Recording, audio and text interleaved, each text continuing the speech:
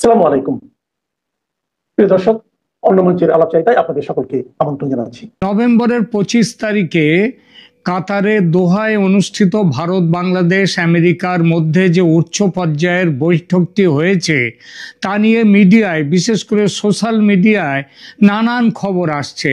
এমন খবরও কেউ কেউ দিচ্ছেন যার সঙ্গে বৈঠকের কোনো সম্পর্কই নেই।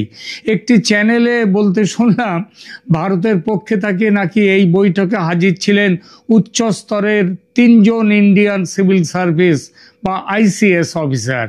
যিনি বলছেন একথা তার সম্ভবত জানা নেই যে ভারতের শেষ আইসিএস অফিসার নির্মল কুমার মুখার্জি 1980 সালে চাকরি থেকে অবসর নেন। একটা কথা এই প্রসঙ্গে বলি, ভারতের প্রথম আইসিএস অফিসার ছিলেন রবীন্দ্রনাথ ঠাকুরের দাদা সত্যেন্দ্রনাথ, আর শেষ আইসিএস ছিলেন নির্মল মুখার্জি।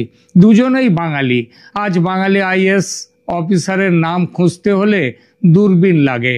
থাক সে কথা। কে কে ছিলেন দোহার মিটিংয়ে? না, কোনো টার্কিশ বা তুরস্কের আমির ছিলেন না, এটাও আবার দু একজন বলেছেন। তুরস্কে কোনো আমির নেই। বৈঠকে কাতারের পক্ষ থেকে ছিলেন সেখানকার আমির। ভারতের পক্ষে থেকে ছিলেন জাতীয় নিরাপত্তা উপদেষ্টা অজিত ডোভাল ও পররাষ্ট্র সচিব বিক্রম মিস্ত্রি। বাংলাদেশের পক্ষ থেকে জাতীয় নিরাপত্তা উপদেষ্টা ছিলেন খলিলুর রহমান, তিনি ওই বৈঠকে।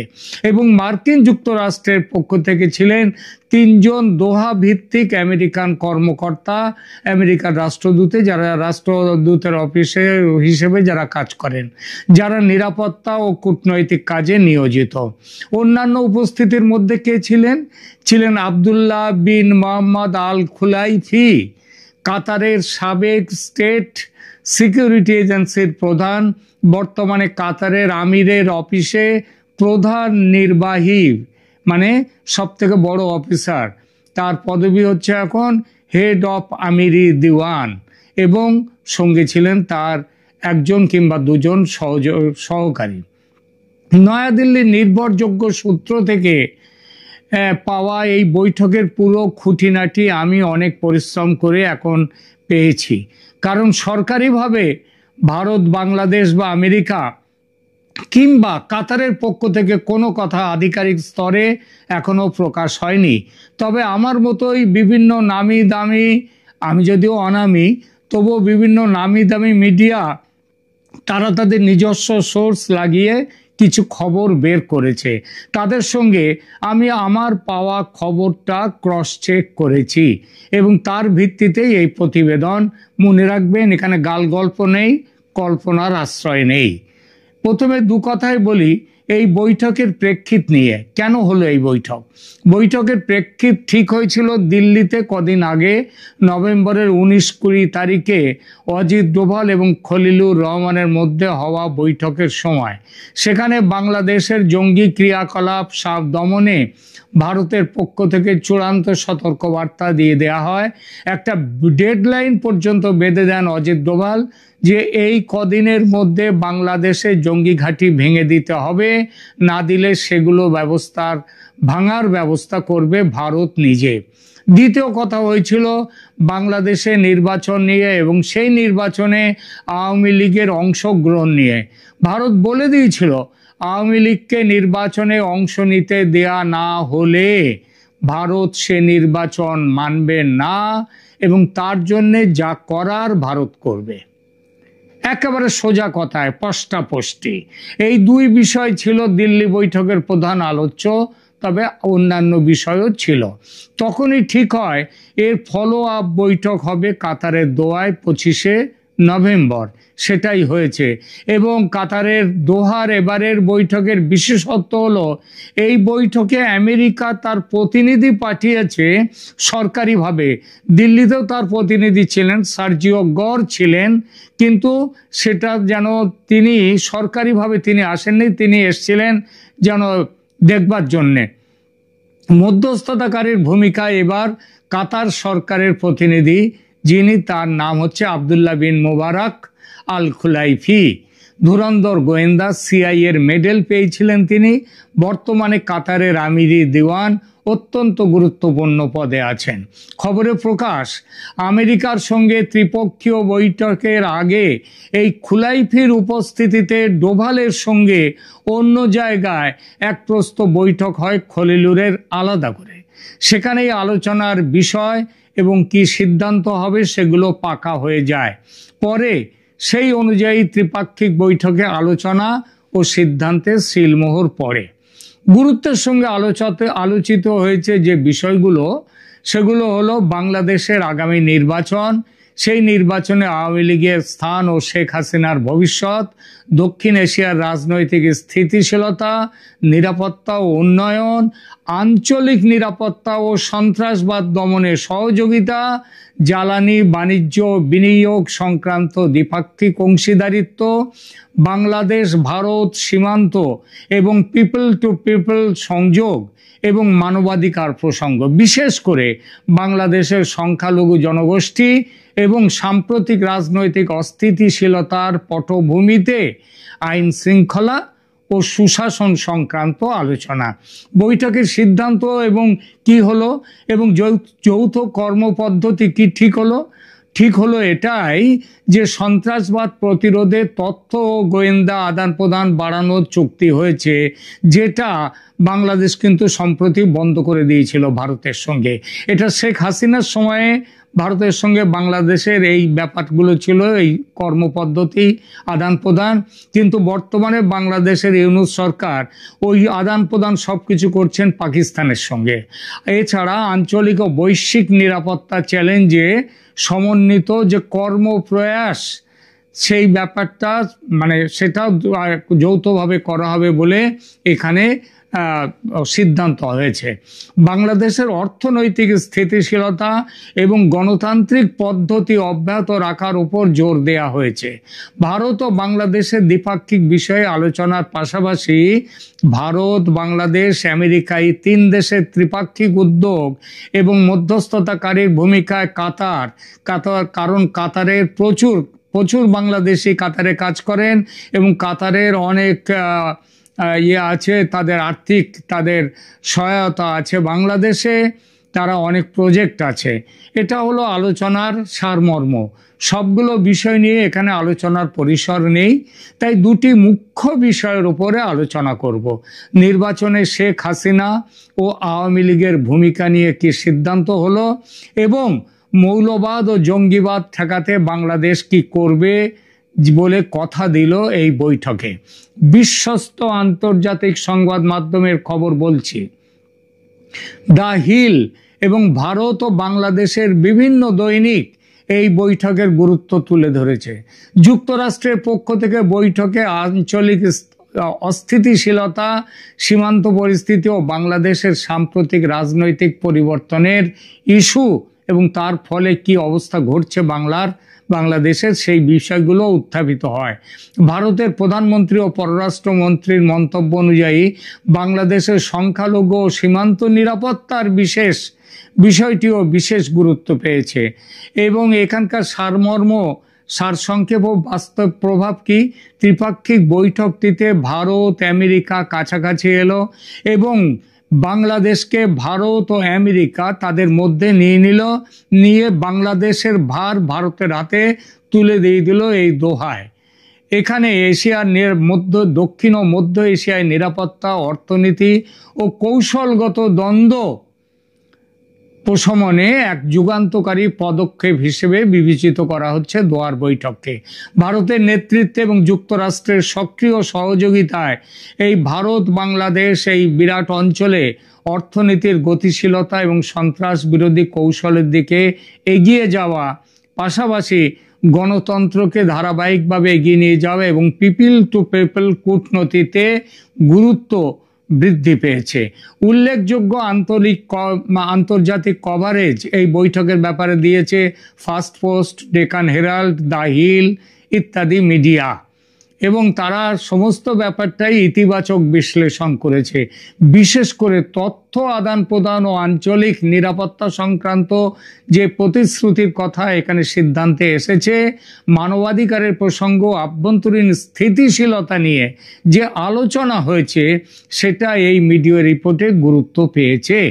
এখনো পর্যন্ত কোনো বৈঠক সংক্রান্ত প্রকাশ্য সরকারি পূর্ণাঙ্গ যৌথ বিবৃতি না পাওয়া গেলেও ওপরে বর্ণিত বিষয়গুলো বিশ্বাসযোগ্য, আন্তর্জাতিক ও খুব সাম্প্রতিক প্রিন্ট মিডিয়া, অনলাইন মিডিয়া এবং বিভিন্ন মিডিয়া রিপোর্ট দ্বারা নিশ্চিত হয়েছে। সুতরাং বিশ্বাসযোগ্যতা ও সূত্র যাচাইকরণের দিক থেকে the Hill, Deccan Herald, First Post এদের যে অফিসিয়াল রিলিজ সেটা খুব গুরুত্বপূর্ণ। 25শে নভেম্বরের এই বৈঠকের আগে ভারতের পররাষ্ট্রমন্ত্রী জয়শঙ্কর দোহা সফর করেছিলেন 15 থেকে 18 নভেম্বর, গত সপ্তাহে।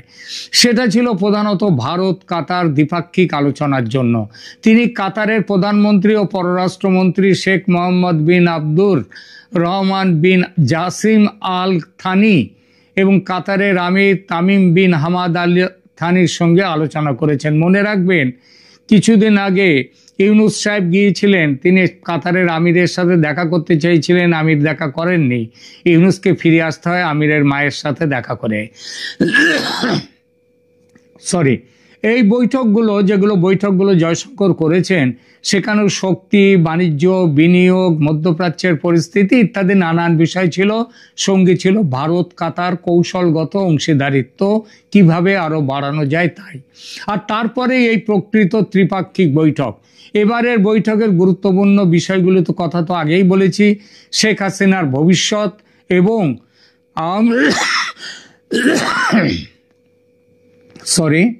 খুব কাশি হয়েছে, সেগুলো হলো শেখ হাসিনার ভবিষ্যৎ এবং আওয়ামী লীগের ভূমিকা বাংলাদেশের আসন্ন নির্বাচনে, কিভাবে আওয়ামী লীগের ভূমিকা থাকবে সেই ব্যাপারটা। এছাড়া তো রোহিঙ্গা শরণার্থী প্রত্যাবাসন ইত্যাদি নিয়েও আলোচনা হয়েছে।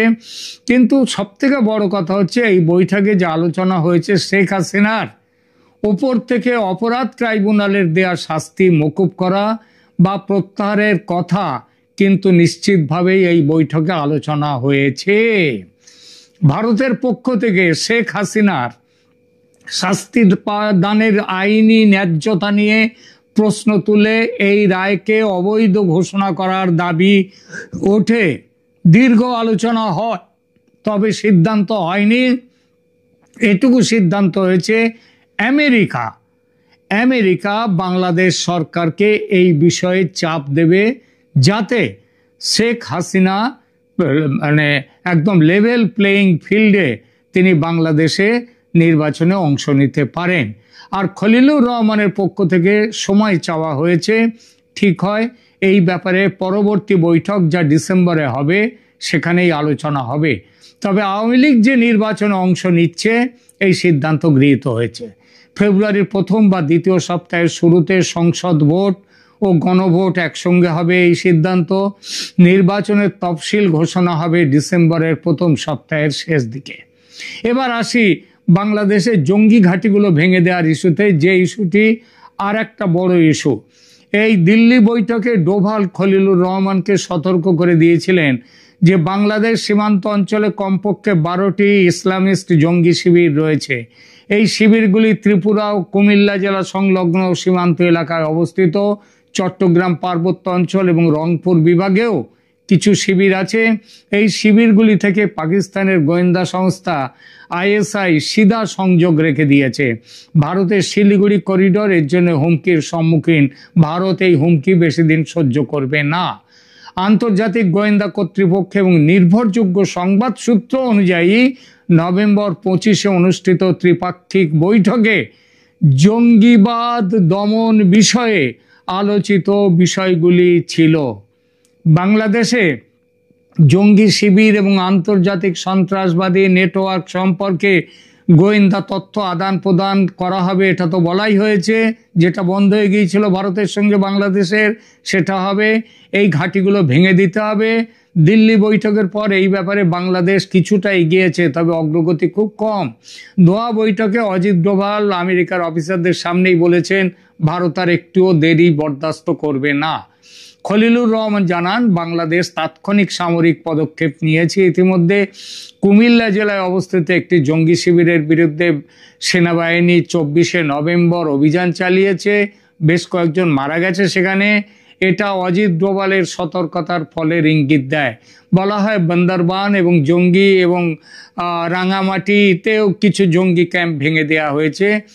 খলিলুর রহমান কথা দেন বাকিগুলো ভাঙা হবে খুব তাড়াতাড়ি, তবে ভারতের পক্ষ থেকে একটু ধৈর্য ধরতে অনুরোধ করেন। সার্জিক্যাল স্ট্রাইক না করার অনুরোধও জানান তিনি। জঙ্গিদের বিষয়ে গোয়েন্দা তথ্য আদান প্রদান ব্যবস্থা যেটা আগেই বলেছি, আগে ওটা বন্ধ ছিল শেখ হাসিনার সময়, ইউনূসের সময় এসে বন্ধ হয়ে গেছে। সেটা এখন পাকিস্তানের সাথে শুরু হয়েছে, সেটা পাকিস্তানের সাথে আর থাকবে না, হবে ভারতের সাথে, এই সিদ্ধান্ত হয়েছে। পাকিস্তানের সাথে ওই সম্পর্ক কেটে যাবে। মার্কিন সহায়তায় দোহায় উপস্থিত আমেরিকান কর্মকর্তারা গোয়েন্দা এবং প্রযুক্তিগত সহায়তা, স্যাটেলাইট ইমেজিং, ড্রোন মনিটরিং এবং সাইবার নিরাপত্তা সেবা দেবেন বলে কথা দিয়েছেন ভারতকে এবং বাংলাদেশকেও। বাংলাদেশের অবস্থানটা কি তাহলে? বাংলাদেশের জাতীয় নিরাপত্তা উপদেষ্টা খলিলুর রহমান দোহা বৈঠকে ইসলামী জঙ্গিবাদ ও বিচ্ছিন্নতাবাদ বিরোধে ঢাকার দৃঢ় অবস্থান তুলে ধরেছেন এবং আশ্বাস দিয়েছেন যে বাংলাদেশ ইসলামী সন্ত্রাসবাদ এবং চরমপন্থা প্রতিরোধে সবসময় অঙ্গীকারবদ্ধ, ভবিষ্যতেও থাকবে। যে ভুলচুক হয়েছে সেটা হবে না। বৈশ্বিক সন্ত্রাসবাদ বিরোধী প্রচেষ্টাতেও বাংলাদেশ সক্রিয় অংশগ্রহণ করবে। আমেরিকাকে যে এইভাবে আমেরিকাকে ঘুরিয়ে নেওয়ার পুরো কৃতিত্ব কিন্তু ভারতের।